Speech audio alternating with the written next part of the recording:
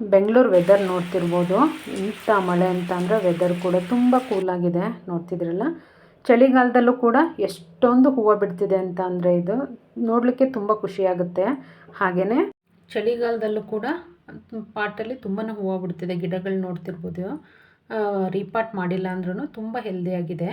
ನನ್ನ ಫ್ರೆಂಡ್ ಒಂದು ಸ್ಟ್ರಾಬೆರಿ ಗಿಡ ಕೊಟ್ಟಿದ್ಲು, ಅದನ್ನು ನನಗೆ ನೆಡೋದಕ್ಕೆ ಟೈಮ್ ಆಗಿರಲಿಲ್ಲ. ಈಗ ಅದಕ್ಕೆ ಕಾಲ ಕೂಡಿ ಬಂದಿದೆ, ಹಾಗಾಗಿ ಅದನ್ನು ಪಾಟಿಗೆ ಹಾಕ್ತಾಯಿದ್ದೆ.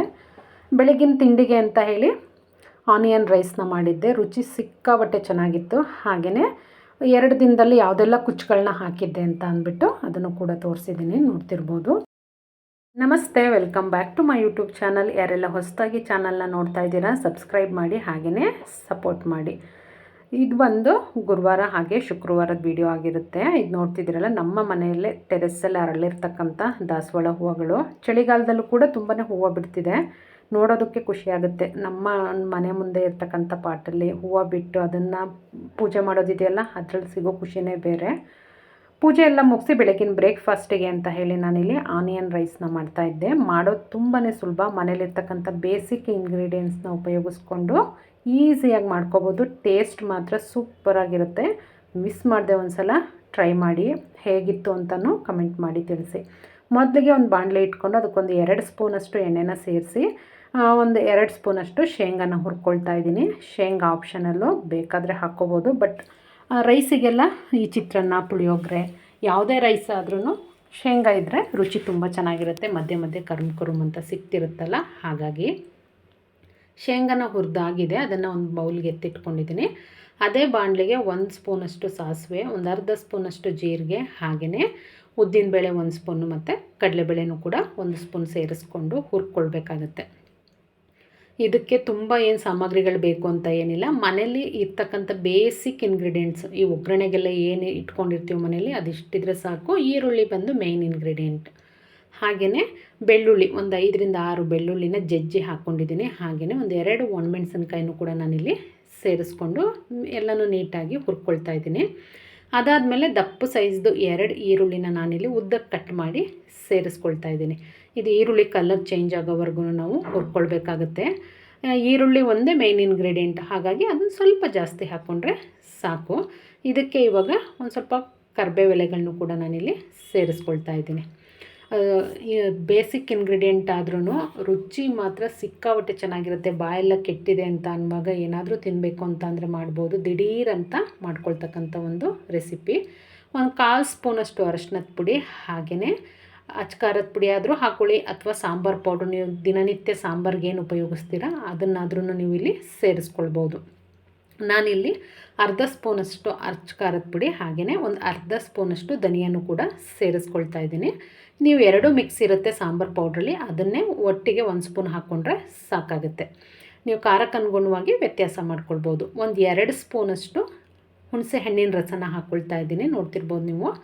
ಹುಳಿಗೆ ಎಷ್ಟು ಬೇಕಷ್ಟು, ನೀವು ಅನ್ನದ ಪ್ರಮಾಣ ಹೆಚ್ಚು ಕಡಿಮೆ ಮಾಡ್ಕೊಳ್ತೀರಲ್ಲ, ಅದಕ್ಕೆ ವ್ಯತ್ಯಾಸ ಮಾಡ್ಕೋಬೋದು. ಉಪ್ಪು, ಖಾರ, ಹುಳಿ ಎಲ್ಲವನ್ನು. ಹಾಗೆಯೇ ಸ್ವಲ್ಪ ಕೊತ್ತಂಬರಿ ಸೊಪ್ಪನ್ನು ಕೂಡ ನಾನಿಲ್ಲಿ ಸೇರಿಸ್ಕೊಂಡಿದ್ದೀನಿ. ಎಲ್ಲನೂ ನೀಟಾಗಿ ಈ ಅಚ್ಕಾರದ ಪುಡಿ ಇದೆಲ್ಲ ಹಸಿ ವಾಸನೆ ಹೋಗೋವರೆಗೂ ಹುರ್ಕೊಳ್ಬೇಕಾಗುತ್ತೆ. ಸೀಸ್ಲಿಕ್ಕೆ ಹೋಗಬೇಡಿ. ಎಲ್ಲವನ್ನು ಹುರ್ಕೊಂಡಾದಮೇಲೆ ಕೊನೆಯಲ್ಲಿ ಒಂದು ಅರ್ಧ ಸ್ಪೂನಷ್ಟು ಬೆಲ್ಲದ ಪುಡಿನ ಸೇರಿಸ್ಕೊಳ್ತಾ ಇದ್ದೀನಿ. ಹಾಗೆಯೇ ರುಚಿಗೆ ತಕ್ಕಷ್ಟು ಉಪ್ಪನ್ನು ಕೂಡ ನಾನಿಲ್ಲಿ ಸೇರಿಸ್ಕೊಂಡು ನೀಟಾಗಿ ಎಲ್ಲನೂ ಕೈ ಆಡ್ಕೊಳ್ಬೇಕಾಗುತ್ತೆ. ಉಪ್ಪು, ಖಾರ, ಹುಳಿ, ಸಿಹಿ ಎಲ್ಲವೂ ಹಾಕ್ಕೊಂಡು ಮಾಡೋದ್ರಿಂದ ರುಚಿ ಸಿಕ್ಕಾಬಟ್ಟೆ ಚೆನ್ನಾಗಿರುತ್ತೆ. ಈಗಾಗಲೇ ಮಾಡಿಟ್ಕೊಂಡಿರ್ತಕ್ಕಂಥ ಅನ್ನನ ಸೇರಿಸ್ಕೊಂಡು ನಾವು ಮಿಕ್ಸ್ ಮಾಡ್ಕೊಳ್ಬೇಕಾಗತ್ತೆ. ಅನ್ನ ಉಳಿದಿದೆ, ಏನಪ್ಪ ಮಾಡೋದು, ಯಾವಾಗಲೂ ಚಿತ್ರಾನ್ನ, ಪುಳಿಯೋಗರೆ ತಿಂದು ಬೇಜಾರಾಗಿದೆ ಅನ್ನುವಾಗ ಮರಿದೇ ಈ ರೆಸಿಪಿ ಟ್ರೈ ಮಾಡಿ. ತುಂಬ ಚೆನ್ನಾಗಿರುತ್ತೆ. ವಾರದಲ್ಲಿ 2-3 ಸಲ ಮಾಡ್ಕೊಂಡು ತಿಂತೀರ, ಅಷ್ಟು ಚೆನ್ನಾಗಿರುತ್ತೆ ರೆಸಿಪಿ ಇದು. ಮಾಡೋದು ತುಂಬ ಸುಲಭ. ಇಂಗ್ರೀಡಿಯೆಂಟ್ಸು ಕೂಡ ತುಂಬಾ ಕಡಿಮೆ. ರುಚಿ ಮಾತ್ರ ಸಿಕ್ಕಾಬಟ್ಟೆ ಚೆನ್ನಾಗಿರುತ್ತೆ. ಮಕ್ಕಳಿಗೆ ಲಂಚ್ ಬಾಕ್ಸಿಗೆಲ್ಲ, ಅಥವಾ ಯಾರು ದಿಢೀರಂತ ಗೆಸ್ಟ್ ಬಂದರು ಅಂದ್ರೂ ಈ ರೆಸಿಪಿನ ನೀವು ಖಂಡಿತ ಟ್ರೈ ಮಾಡಿ. ತಿಂದವ್ರು ಕೇಳ್ತಾರೆ ಹೇಗೆ ಮಾಡಿದ್ರಿ ಅಂತ ಅಂದ್ಬಿಟ್ಟು, ಅಷ್ಟು ಚೆನ್ನಾಗಿರುತ್ತೆ. ಎಲ್ಲನೂ ನೀಟಾಗಿ ಮಿಕ್ಸ್ ಮಾಡಿಕೊಂಡು ಮೇಲಿಂದ ಹುರಿದು ಎತ್ತಿಟ್ಕೊಂಡಿದ್ನೆಲ್ಲ ಶೇಂಗಾನ ಸೇರಿಸ್ಕೊಂಡೆ. ಹಾಗೆಯೇ ಸ್ವಲ್ಪ ಕೊತ್ತಂಬರಿ ಸೊಪ್ಪನ್ನು ಕೂಡ ಹಾಕ್ಕೊಂಡ್ವಿ ಅಂತ ಅಂದರೆ ಆನಿಯನ್ ರೈಸ್ ಅಥವಾ ಈರುಳ್ಳಿಯನ್ನು ರೆಡಿಯಾಗುತ್ತೆ. ರುಚಿ ಸಿಕ್ಕಾಬಟ್ಟೆ ಚೆನ್ನಾಗಿರುತ್ತೆ. ಮರಿದೇ ಟ್ರೈ ಮಾಡಿ. ಹೇಗೆ ಬಂತು ಅಂತ ಅಂದ್ಬಿಟ್ಟು ಕಮೆಂಟ್ ಮುಖಾಂತರ ತಿಳಿಸಿ. ಎಲ್ಲನೂ ಹಾಕಿ ಆದಮೇಲೂ ಮತ್ತೊಂದು ರೌಂಡು ಕೈ ಆಡ್ಕೊಂಡ್ವಿ ಅಂತ ಅಂದರೆ ರುಚಿ ತುಂಬ ಚೆನ್ನಾಗಿರುತ್ತೆ. ಅಂತ ಮೇಯ್ನ್ ಇಂಗ್ರೀಡಿಯೆಂಟ್ ಅಂತ ಏನೂ ಹಾಕಿಲ್ಲ. ಆದ್ರೂ ತಿನ್ನುವಾಗ ಒಂಥರ ತುಂಬ ಅಂದರೆ ತುಂಬ ಚೆನ್ನಾಗಿರುತ್ತೆ. ಹುಳಿ, ಸಿಹಿ, ಖಾರ ಎಲ್ಲವೂ ಬ್ಯಾಲೆನ್ಸ್ ಆಗಿರೋದ್ರಿಂದ ತುಂಬ ಚೆನ್ನಾಗಿರುತ್ತೆ. ಮಿಸ್ ಮಾಡದೆ ಟ್ರೈ ಮಾಡಿ ಹೇಗೆ ಬಂತು ಅಂತ ಅಂದ್ಬಿಟ್ಟು ಕಮೆಂಟ್ ಮುಖಾಂತರ ತಿಳಿಸೋದನ್ನು ಮರಿಬೇಡಿ. ಇದು ಬಂದು ಇವತ್ತಿನ ಬೆಳಗ್ಗಿನ ಬ್ರೇಕ್ಫಾಸ್ಟ್ ರೆಸಿಪಿ ಆಗಿತ್ತು. ರೆಸಿಪಿ ಎಲ್ಲ ಮುಗಿಸ್ಕೊಂಡ್ವಿ. ಹಿಂದಿನ ದಿನ ತುಂಬ ಮಳೆ ಇತ್ತು, ನೋಡ್ತಿದ್ದೀರಲ್ಲ. ಬೆಂಗಳೂರಲ್ಲಿ ಆಲ್ಮೋಸ್ಟ್ ಒಂದು 3 ಡೇಸ್ ಕಂಟಿನ್ಯೂಸ್ ಮಳೆ. ಬೆಳಿಗ್ಗೆ ಎಲ್ಲ ಚೆನ್ನಾಗಿ ಬಿಸಿಲಿರುತ್ತೆ, ಮಧ್ಯಾಹ್ನ ಆಗ್ತಾ ತುಂಬ ಮಳೆ ಬರುತ್ತೆ. ಮಳೆಗಾಲದಲ್ಲಿದ್ದೀವೋ ಅಥವಾ ಚಳಿಗಾಲನ ಯಾವುದು ಅಂತ ಅರ್ಥ ಆಗಲ್ಲ, ಅಷ್ಟು ಜೋರು ಮಳೆ. ನೋಡ್ತಿರ್ಬೋದು ನೀವೇ.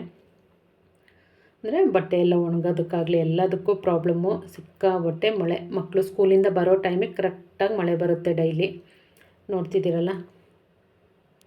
ಚಳಿಗಾಲದಲ್ಲಿ ಸ್ವಲ್ಪ ಹೂವಿನ ಗಿಡ ಎಲ್ಲ ಬಾಡ್ಕೊಂಡಿರುತ್ತೆ, ಎಲೆ ಎಲ್ಲ ಉದುರಿರುತ್ತೆ. ಅದು ಗಿಡಕ್ಕೆಲ್ಲ ಸ್ವಲ್ಪ ಚೆನ್ನಾಗಿ ಅನಿಸಿದ್ವು ಮಳೆ ಬಿದ್ದಿದ್ದರಿಂದ. ಲಾಸ್ಟ್ ವೀಕು ನಾನು ಮೈಸೂರಿಗೆ ಗೃಹ ಪ್ರವೇಶಕ್ಕೆ ಹೋದಾಗ ಫ್ರೆಂಡ್ ಮನೆಯಿಂದ ಒಂದು ಸ್ಟ್ರಾಬೆರಿ ಗಿಡ ತೊಗೊಬಂದಿದ್ದೆ. ಅದನ್ನು ನೆಡೋದಕ್ಕೆ ನನಗೆ ಟೈಮೇ ಆಗಿರಲಿಲ್ಲ. ಅಂದರೆ ಸ್ವಲ್ಪ ಈಗೆಲ್ಲ ಮದುವೆ ಸೀಸನೆಲ್ಲ ಕುಚ್ಚು ಅದು ಇದು ಅಂತ ಹೇಳಿ ತುಂಬ ಕೆಲಸ. ಮೈಸೂರಿಗೆ ಹೋಗೋದು ಬರೋದು, ಮನೆ ಕ್ಲೀನಿಂಗು, ಅದ್ರ ಜೊತೆಗೆ ಕುಚ್ಚು ಹಾಕೋದು. ಹಾಗಾಗಿ ನನಗೆ ಟೈಮೇ ಸಾಕಾಗ್ತಿರ್ಲಿಲ್ಲ. ಸರಿ ಅಂದ್ಬಿಟ್ಟು ಅದನ್ನು ಒಂದು ಲೋಟದಲ್ಲಿ ನೀರಿಗೆ ಬೇರು ಹಾಕಿಟ್ವಿ ಅಂತ ಅಂದರೆ ಆಲ್ಮೋಸ್ಟ್ ಒಂದು 15 ದಿನ ಇಟ್ಟರು ಏನಾಗಲ್ಲ, ಯಾವುದೇ ಗಿಡ ಆದ್ರೂ ಅಷ್ಟೇ. ಮತ್ತು ಪಾಟು ಇರಲಿಲ್ಲ, ಹಾಗಾಗಿ ಮಣ್ಣು ಕೂಡ ಬೆಂಗಳೂರಲ್ಲಿ ಮಣ್ಣು ಸಿಗೋದೇ ಕಷ್ಟ ಇಲ್ಲ, ಮಣ್ಣು ಕೂಡ ಇರಲಿಲ್ಲ. ಸರಿ ಅಂದ್ಬಿಟ್ಟು ಒಂದು ಪಾಟಲ್ಲಿ ಪುದೀನ ಗಿಡ ಇತ್ತು, ಅದೆಲ್ಲ ಸ್ವಲ್ಪ ಹಾಳಾಗಿ ಅಂದರೆ ವಯಸ್ಸಾಗಿತ್ತು ಗಿಡಕ್ಕೆ. ಹಾಗಾಗಿ ಆ ಪಾಟಲ್ಲೇ ಪುದೀನ ಎಲ್ಲ ತೆಗೆದು ನೆಡೋಣ ಅಂತ ಅಂದ್ಬಿಟ್ಟು ಪುದೀನ ಗಿಡ ಎಲ್ಲ ತೆಗಿತಾ ಇದ್ದೆ, ನೋಡ್ತಿರ್ಬೋದು. ಅಂದರೆ ಅದು ಪುದೀನ ಕಿತ್ತು ಗಿಡಕ್ಕೆ ವಯಸ್ಸಾಗೋಗಿತ್ತು. ಹಾಗಾಗಿ ಸರಿ ಅಂದ್ಬಿಟ್ಟು ಅದೇ ಪಾಟಿಗೆ ಹಾಕೋಣ ಸ್ಟ್ರಾಬೆರಿನ ಅಂತ ಹೇಳಿ ನನ್ನ ಫ್ರೆಂಡ್ ಮನೇಲಿ ಅವ್ರ ಅತ್ತೆ ಹಾಕಿದ್ರು. ತುಂಬ ಚೆನ್ನಾಗಿ ಬಂದಿದ್ವು ಸ್ಟ್ರಾಬೆರಿಗಳು. ಅಂದರೆ ತುಂಬ ದಪ್ಪ ಇರಲಿಲ್ಲ, ಸಣ್ಣನೇ ಇತ್ತು, ಬಟ್ ತುಂಬ ರುಚಿಯಾಗಿದ್ವು. ಮನೆಯಲ್ಲೇ ಬೆಳೆದಿರೋದ್ರಿಂದ ಹೈಜಿನಿಕ್ ಆಗಿಯೂ ಕೂಡ ಇತ್ತು, ಯಾವುದೇ ಕೆಮಿಕಲ್ ಅದೆಲ್ಲ ಏನೂ ಯೂಸ್ ಮಾಡಿರಲಿಲ್ಲ, ತುಂಬ ರುಚಿಯಾಗಿದ್ವು. ಹಾಗಾಗಿ ಸರಿ ಅಂತ ಅಂದ್ಬಿಟ್ಟು ನಾನು ಒಂದು ಗಿಡ ನೆಡೋಣ ಅಂತ ಅಂದ್ಬಿಟ್ಟು ಇಸ್ಕೊಂಬಂದಿದ್ದೆ. ನೋಡಿ, ಈ ಥರ ಲೋಟಕ್ಕೆ ಹಾಕಿ ಇಟ್ಟಿದ್ದೆ. ನೋಡಿ, ಏನೂ ಆಗಿಲ್ಲ ಗಿಡ. ಈ ಥರ ಯಾವುದೇ ಗಿಡ ಆದರೂ ಅಷ್ಟೇ, ಈ ಥರ ಹಾಕಿಟ್ರೆ ಒಂದು 15 ದಿನವರೆಗೂ ಏನಾಗಲ್ಲ. ಅದಾದಮೇಲೆ ನೀವು ನೆಡ್ಬೋದು, ಗಿಡ ಏನು ಸಾಯಲ್ಲ, ಚೆನ್ನಾಗೇ ಬರುತ್ತೆ. ಈ ಸೀಮೆ ಬದನೆಕಾಯಿ ಇದೆಲ್ಲ ಮೊಳಕೆ ಬಂದಿರೋದನ್ನು ಆ ಥರ ನೀರಲ್ಲಿ ಹಾಕಿಟ್ವಿ ಅಂತಂದರೆ ಒಂದು ವಾರ 15 ದಿನಕ್ಕೆ ಒಂದು 2-3 ಎಲೆಗಳು ಬಂದ್ಬಿಡುತ್ತೆ, ಅಷ್ಟು ಚೆನ್ನಾಗಿ ಬರುತ್ತೆ. ಈ ಗಿಡನ ನೆಟ್ಟು ನಾನು ದೇವ್ರಿಗೆ ಹೂವು ಹಾಕಿರ್ತೀನಲ್ಲ, ಅದನ್ನೇನು ಎಸಿಲಿಕ್ಕೆ ಹೋಗಲ್ಲ. ಅದನ್ನು ಏನು ಗಿಡ ಇರುತ್ತೆ ಸುತ್ತ ಹಾಕಿರ್ತೀನಿ. ಆ ಥರ ಹಾಕೋದ್ರಿಂದ ನಾವು ಪಾಟಿಗೆ ನೀರು ಹಾಕಿದಾಗ ಏನಾಗುತ್ತೆ, ಬೇಗ ಒಣಗಲ್ಲ ಮಣ್ಣು, ಪಾಟ್ರೊಳಗಡೆ ಇರ್ತಕ್ಕಂಥ ಮಣ್ಣು ಬೇಗ ಒಣಗಲ್ಲ. ಆ ಕಾರಣದಿಂದ ಸುತ್ತ ಹಾಕ್ತೀನಿ. ಹಾಗೆ ತೆಂಗಿನಕಾಯಿ ಎಡ್ದಾಗ ಅದ್ರದ್ದು ನಾರು ಸಿಗುತ್ತಲ್ಲ, ಜುಟ್ಟು ಅಂತ ಅಂದ್ಬಿಟ್ಟು ಹೇಳ್ತೀವಿ, ಅದನ್ನು ಕೂಡ ಈ ಥರ ಚೆನ್ನಾಗಿ ಕೈಯಲ್ಲಿ ಸ್ಪ್ರೆಡ್ ಮಾಡಿ ಗಿಡದ ಸುತ್ತ ಹಾಕೋದ್ರಿಂದ ನೀರು ಅದು ತೇವ ಆಗುತ್ತಲ್ಲ, ತುಂಬ ಹೊತ್ತು ನೀರನ್ನ ಹಿಡಿದಿಟ್ಕೊಂಡಿರುತ್ತೆ, ಗಿಡ ಒಣಗಲ್ಲ ಬೇಗ. ಹಾಗಾಗಿ ಯಾವುದೇ ಹೂವಾಗ್ಬೋದು, ಈ ಥರ ಹಸಿ ಕಸಗಳನ್ನೆಲ್ಲ ಯಾವುದೂ ಎಸೆಯಲ್ಲ ನಾನು. ಹೂವೆಲ್ಲ ಆದರೆ ಮೇಲೆ ಹಾಕ್ತೀನಿ. ಈ ತರಕಾರಿ ಸಿಪ್ಪೆ ಈ ಥರದ್ದೆಲ್ಲ ಆದರೆ ತರಕಾರಿ ಹಾಳಾಗಿರೋದಾದರೆ ಸ್ವಲ್ಪ ಮಣ್ಣನ್ನು ತೆಗೆದು ಹಾಕಿಬಿಟ್ಟು ಮಣ್ಣನ್ನು ಮುಚ್ಚಿಬಿಡ್ತೀನಿ. ಆ ಥರ ಮಾಡಿದಾಗ ಏನಾಗುತ್ತೆ, ತುಂಬ ಚೆನ್ನಾಗಿ ಎರೆಹುಳಗಳು ಬರುತ್ತೆ. ಹಾಗೆಯೇ ಗಿಡಕ್ಕೆ ಒಳ್ಳೆ ಪೌಷ್ಟಿಕಾಂಶ ಸಿಗುತ್ತೆ. ನೋಡ್ತಿರ್ಬೋದು, ಅದು ಆಲ್ಮೋಸ್ಟ್ ಗಿಡ ನೆಟ್ಟಾಯಿತು. ಹೂವೆಲ್ಲ ಇತ್ತಲ್ಲ, ಅದನ್ನು ಅಲ್ಲೇ ಹಾಕಿ ನೆಟ್ಟಿದ್ದಾಯಿತು. ಎಲ್ಲ ಗಿಡಗಳನ್ನೂ ರೀಪಾಟ್ ಮಾಡಬೇಕು. ನನಗೆ ಟೈಮ್ ಸಾಕಾಗ್ತಿಲ್ಲ, ಕುಚ್ಚು ಸ್ಟಿಚಿಂಗ್ ಎಲ್ಲ ತುಂಬ ಇರೋದ್ರಿಂದ. ಅದ್ರ ಜೊತೆಗೆ ಮನೆ ಕೆಲಸ, ವಾರನೂ ಫಂಕ್ಷನ್ಸು. ಸೊ ನನಗೆ ಪಾಟ್ನ ರೀಪಾಟ್ ಮಾಡೋಕ್ಕಾಗಲ್ಲ. ವರ್ಷಕ್ಕೆ ಒಂದು ಸಲನಾದ್ರೂ ರೀಪಾಟ್ ಮಾಡಲೇಬೇಕು. ಈ ವರ್ಷ ನನಗದು ಆಗ್ತಾನೇ ಇಲ್ಲ. ಅಟ್ಲೀಸ್ಟ್ ಒಂದು 2 ಪಾಟ್ಗಳನ್ನಾದ್ರೂ ತೆಗೆದು ರೀಪಾಟ್ ಮಾಡೋಣ ಅಂತ ಅಂದ್ಕೊಳ್ತೀನಿ. ನನಗೆ ಟೈಮ್ ಸಾಕಾಗ್ತಿಲ್ಲ. ಸಂಜೆ ಆಗ್ತಿದ್ದಂಗೆ ಕುಚ್ಚು ಅದು ಇದು ಅಂತ ಇರುತ್ತಲ್ಲ, ಹಾಗೆ ಡೈವರ್ಟ್ ಆಗಿ ಹೋಗ್ತೀನಿ. ಆದರೂ ಚಳಿಗಾಲದಲ್ಲೂ ಈ ಪೇಪರ್ ಫ್ಲವರ್ ಮಾತ್ರ ತುಂಬಾ ಬರುತ್ತೆ. ಇದು ರೀಪಾಟ್ ಮಾಡದೇ ಇರಲಿ, ತುಂಬ ಚೆನ್ನಾಗಿ ಬರುತ್ತೆ. ನೋಡ್ತಿರ್ಬೋದು ನೀವು, ಗೊಂಚಲು ಥರ ಬಿಡುತ್ತೆ. ಹಾಗಾಗಿ ತುಂಬ ಖುಷಿ ಅನಿಸುತ್ತೆ ನೋಡೋದಕ್ಕೆ. ನಾವು ರೀಪಾಟ್ ಮಾಡಿದ್ವಿ ಅಂತ ಅಂದರೆ ಎಲೆ ಎಲ್ಲ ಸ್ವಲ್ಪ ದೊಡ್ಡದಾಗಿ ಬರುತ್ತೆ, ಗಿಡ ತುಂಬ ಫ್ರೆಶ್ ಅಂತ ಅನ್ನಿಸ್ತಿರುತ್ತೆ. ಇಲ್ಲ ಅಂತ ಅಂದರೆ ಏನಾಗುತ್ತೆ ಅಂದರೆ ಎಲೆಗಳು ತುಂಬ ಸಣ್ಣದು ಬರುತ್ತೆ, ಗಿಡನೂ ಅಷ್ಟು ಫ್ರೆಶ್ ಅಂತ ಅನಿಸಲ್ಲ.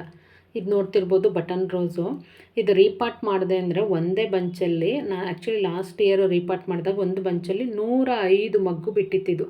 ಈಗ ನೋಡ್ತಿರ್ಬೋದು ಆಲ್ಮೋಸ್ಟ್ 1.5 ಇಯರ್ ಆಯಿತು ರೀಪಾಟ್ ಇಲ್ದೇ ಹೂವು ಕಡಿಮೆ ಆಗಿದೆ. ಇದು ವೈಟ್, ಇದು ಅಷ್ಟೇ.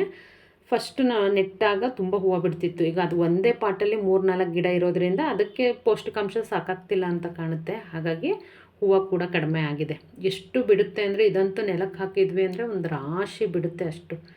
ಕಣಗ್ಲೇನೂ ಅಷ್ಟೇ ಪ್ರತಿಯೊಂದು ಪಾಟನ್ನು ವರ್ಷಕ್ಕೊಂದು ಸಲ ಅದನ್ನು ನಾವು ರೀಪಾಟ್ ಮಾಡಬೇಕು. ನೋಡಿ ಹೂವು ಕೂಡ ಎಷ್ಟು ಹೆಲ್ದಿಯಾಗಿದೆ ಅಂತ ಹೇಳಿ. ನಾವು ಹೊರಗಿಂದ ಯಾವುದು ಗೊಬ್ಬರ ಹಾಕಲ್ಲ. ಏನು ತರಕಾರಿ ಸಿಪ್ಪೆ ಹೂವು ಇದೆಲ್ಲ ಉಳಿದಿರುತ್ತೆ ಅದನ್ನೇ ಮತ್ತೆ ಪಾಟಿಗೆ ಹಾಕ್ತೀನಿ. ಹಾಗಾಗಿ ಗಿಡ ಕೂಡ ಹೆಲ್ದಿಯಾಗಿರುತ್ತೆ. ನೋಡ್ಬೋದು ಹೂವು ಎಷ್ಟು ದಪ್ಪ ದಪ್ಪ ಬಂದಿದೆ ಅಂತ ಹೇಳಿ. ಒಂದೊಂದು ಹೂವು ಮುಡ್ಸಿದ್ವಿ ದೇವರಿಗೆ ಅಂತ ಅಂದರೆ ಒಂಥರ ದೇವ್ರ ಮನೆ ತುಂಬ ನೋಡಲಿಕ್ಕೆ ಖುಷಿಯಾಗುತ್ತೆ. ನೋಡ್ತಿದ್ದೀರಲ್ಲ, ಎಲ್ಲ ಪಾಟ್ಗಳನ್ನೂ ಆದಷ್ಟು ಪ್ರಯತ್ನ ಮಾಡಬೇಕು ರೀಪಾಟ್ ಮಾಡಲಿಕ್ಕೆ. ಎಲ್ಲ ಮುಗಿಸ್ಕೊಂಡು ನಾನು 2 ದಿನದ ಹಿಂದೆ ಯಾವುದೆಲ್ಲ ಕುಚ್ಚುಗಳನ್ನ ಹಾಕಿದ್ದೆ ಅಂತ ಅಂದ್ಬಿಟ್ಟು ತೋರಿಸ್ತೀನಿ. ಇಷ್ಟೇ ಎಳೆ ತೊಗೊಳ್ಳೋದು, ಇಷ್ಟೇ ಮಾಡೋದು, ದಪ್ಪ ಸಣ್ಣ ಇಷ್ಟು ಮಾಡ್ತೀನಿ. ಬಟ್ ಆ್ಯಕ್ಚುಲಿ ನೆನ್ನೆ ಮೊನ್ನೆ ಒಬ್ಬರು ಕೊಟ್ಟಿದ್ದು, ಇದು ಅವ್ರದ್ದು ಒಂದು 5-6 ಸೀರೆ ಮಾಡಿ ಕೊಟ್ಟೆ, ಅದು ವೀಡಿಯೋ ಮಾಡ್ಕೊಳ್ಳೋಕ್ಕಾಗಲಿಲ್ಲ. ಇದನ್ನು ನೋಡ್ತಿರ್ಬೋದು ನೀವು. ಇವರು ಹೇಳಿನೇ 100 ಎಳೆನೇ ಬೇಕು, ದಪ್ಪಕ್ಕೆ ಬೇಕು ಅಂತ ಅಂದ್ಬಿಟ್ಟು ಮಾಡಿಸ್ಕೊಂಡೆ ಇರ್ತಕ್ಕಂಥದ್ದು ನೋಡ್ತಿರ್ಬೋದು ನೀವು. ಯೆಲ್ಲೋ ಮತ್ತು ಬ್ಲ್ಯಾಕ್ ಇದೆ ಸ್ಯಾರಿ ಕಾಂಬಿನೇಷನ್ನು. ಎರಡು ತುಂಬ ಕ್ಯೂಟಾಗೇ ಬರುತ್ತೆ. ಬಟ್ ಇದು ಸಣ್ಣದು ಲುಕ್ ವೈಸ್ ನನಗೆ ತುಂಬ ಇಷ್ಟ ಆಗುತ್ತೆ. ಮತ್ತು ತುಂಬ ಕಸ್ಟಮರ್ಸ್ ಮಾಡಿಸ್ಕೊಳ್ಳೋದು ಇದೇ ಥರ. ಇದು ಕೆಲವೊಬ್ಬರಷ್ಟೇ ಈ ಥರ ಕೇಳಿ ಮಾಡಿಸ್ಕೊಳ್ಳೋಂಥದ್ದು, ದಪ್ಪಕ್ಕೆ ಬೇಕು ಪಂಚ್ಗಳು, ಇಷ್ಟೇ ಎಳೆ ತೊಗೊಳ್ಳಿ ಆ ಥರ ಎಲ್ಲ ಹೇಳೋದು ತುಂಬ ರೇರು. ಆಲ್ಮೋಸ್ಟ್ ಎಲ್ರಿಗೂ ಇದೇ ಥರ ಇಷ್ಟ ಆಗುತ್ತೆ. ಇದು ಅಷ್ಟೇ. ಇದು ಹಳೆಯ ಸ್ಯಾರಿನೇ ಅವರು ಕುಚ್ಚು ಹಾಕಿಸ್ಕೊಂಡಿದ್ದಾರೆ ಇವಾಗ. ಇದು ಗ್ರೀನ್ ಕಾಂಬಿನೇಷನ್, ಗ್ರೀನ್ ಮತ್ತು ಪಿಂಕ್ ಇದೆ. ಸೊ ನಾನು 2 ಕಾಂಬಿನೇಷನ್ ಮಾಡಿ ಹಾಕಿರ್ತಕ್ಕಂಥದ್ದು 4+4 ಆ ಥರ. ತುಂಬ ಬೇಬಿ ಕುಚ್ಚು ಹಾಕೋದ್ರಿಂದ ನಾನೇ 5+2 4+3 ಈ ಥರ ಕಾಂಬಿನೇಷನ್ ಮಾಡಿ ಹಾಕ್ತೀನಿ. ಬಟ್ ಚೆನ್ನಾಗಿ ಬರುತ್ತೆ, ನೋಡ್ತಿರ್ಬೋದು ನೀವು. ಇದು ಬಂದು 5+3 ಹಾಕಿದ್ದೀನಿ. ಇದು ಇದು ಅಷ್ಟೇ 5+3, ಇದು 4 ಹಾಕೊಂಡು ಬಂದಿದ್ದೀನಿ. ನೋಡ್ತಿರ್ಬೋದು ಎಷ್ಟು ಚೆನ್ನಾಗಿ ಬಂದಿದೆ ಅಂತ ಹೇಳಿ, ಕ್ಯೂಟಾಗಿ ಬಂದಿದೆ. ಸೊ ಇನ್ನು ಇವತ್ತಿನ ದಿನ ಸ್ಟಾರ್ಟ್ ಮಾಡಬೇಕು, ಇನ್ನೂ ಮಾಡಿಲ್ಲ. ಆಲ್ಮೋಸ್ಟ್ ಒಂದು ದಿನಕ್ಕೆ ಕೂತೆ ಅಂತ ಅಂದರೆ ಒಂದು 2-3 ಮಾಡ್ಬೋದು. ಮನೆ ಕೆಲಸ ಮಾಡ್ಕೊಂಡು ಮಾಡೋದಾದರೆ ಸ್ವಲ್ಪ ಕಷ್ಟ ಆಗುತ್ತೆ. ಬರೀ ಇದೊಂದೇ ಮಾಡ್ತೀನಿ ಅಂದರೆ ಒಂದು ದಿನಕ್ಕೊಂದು 5-6 ಮಾಡ್ಬೋದು. ಬೆಳಿಗ್ಗೆ ಕೂತ್ವಿ ಒಂದು 10 ಗಂಟೆಗೆ ಅಂದರೆ ಸಂಜೆವರೆಗೂ 2 ಅವರ್ಸ್ ಅಷ್ಟೇ ಸಾಕು ಒಂದು ಬೇಬಿ ಕುಚ್ಚು ಹಾಕಲಿಕ್ಕೆ. ಹಾಗಾಗಿ ಮಾಡ್ಕೋಬೋದು. ಮನೆಯಲ್ಲೇ ಇತ್ಕೊಂಡು ಏನಪ್ಪ ಮಾಡಬೇಕು ಅನ್ನೋವಂಥ ಹೆಣ್ಮಕ್ಳಿಗೆ ಇದು ತುಂಬ ಪರ್ಫೆಕ್ಟ್ ಆಗಿರ್ತಕ್ಕಂಥ ಕೆಲಸ ಅಂತಲೇ ಹೇಳ್ಬೋದು. ಕಲಿಯುವಾಗ ಸ್ವಲ್ಪ ಕಷ್ಟ ಅಂತ ಅನ್ನಿಸ್ಬೋದು, ಕಲಿತಾದ್ಮೇಲೆ ನಾವು ಬೇಡ ಅಂತ ಅಂದ್ರೂ ಬರುತ್ತೆ. ಅಂದರೆ ಕೊಡೋರು, ಈಗ ನಾನು ಊರಿಗೆ ಹೋಗಲಿ ಎಲ್ಲೋ ಹೋಗಲಿ ನನ್ನ ಕಸ್ಟಮರ್ಸು ನನಗೆ ಅಂತಲೇ ಕಾಯ್ಕೊಂಡು ಕೊಡ್ತಾರೆ. ಅಂದರೆ ಫಿನಿಶಿಂಗ್ ಆಗ್ಬೋದು, ಅದೆಲ್ಲ ಅವರಿಗೆ ತುಂಬ ಇಷ್ಟ ಆಗುತ್ತೆ. ಆಮೇಲೆ ನೀಟಾಗಿ ಕ್ಲೀನಾಗಿ ಫೋಲ್ಡ್ ಮಾಡಿ ಅದೇ ಫೋಲ್ಡಿಂಗಲ್ಲಿ ಕೊಡೋದಾಗೋದು ಪ್ರತಿಯೊಂದನ್ನು ಅಬ್ಸರ್ವ್ ಮಾಡ್ತಾರೆ ಕಸ್ಟಮರ್ಸು. ಹಾಗಾಗಿ ನಾನು ಊರಿಗೆ ಹೋಗಿದ್ರು ಸಹ ಬರೋವರೆಗೆ ವೆಯ್ಟ್ ಮಾಡಿ ಮಾಡಿಸ್ಕೊಳ್ತಾರೆ.